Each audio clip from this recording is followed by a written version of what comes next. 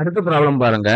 Find the unit digit of 4 and 3 power 132 அப்படிங்கிறத கொடுத்துருக்காங்க.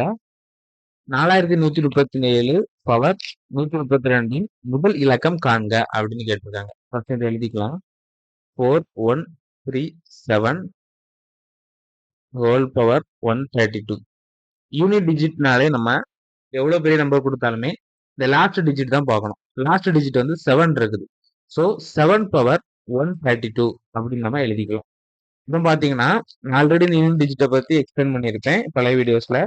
இதுல வந்து 7 வந்து எந்த ஃபார்மெட்ல வரும்னா 2 3 7 8 இந்த 4 நம்பர் வந்தாலும் ஒரே மாதிரி தான் நம்ம வந்து ப்ராப்ளம் சால்வ் பண்ணணும். எப்படின்னு பார்க்கலாம். இப்போ 7 வந்திருக்கனால 7 வந்தாலும் சரி, 2 வந்தாலும் சரி, 3 வந்தாலும் சரி, 8 வந்தாலும் சரி, ஃபர்ஸ்ட் என்ன பண்ணணும்னா 7 பவர்ல இருக்கிறத பார்க்கணும். 132. இந்த 132 வந்து 4ஆல டிவைட் பண்ணணும்.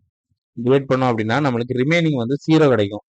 இப்படி ரிமைனிங் 0 கிடைச்சது அப்படின்னா 7 பவர் 4 அப்படின்னு நம்ம எடுத்துக்கணும். சப்போஸ் ரிமைனிங் வந்து 0 கிடைக்கல அப்படிங்கிற பட்சத்துல நம்ம ரிமைனிங் என்ன வந்துச்சோ அதை அப்படியே நம்ம பவர்ல போடணும். அவ்வளவுதான். ரிமைனிங் 2 வந்துச்சுன்னா அதை பவர்ல போடணும். 4க்குள்ளாலதான் வரும். அதுக்கு மேல வந்து 0 ஆகிரும்.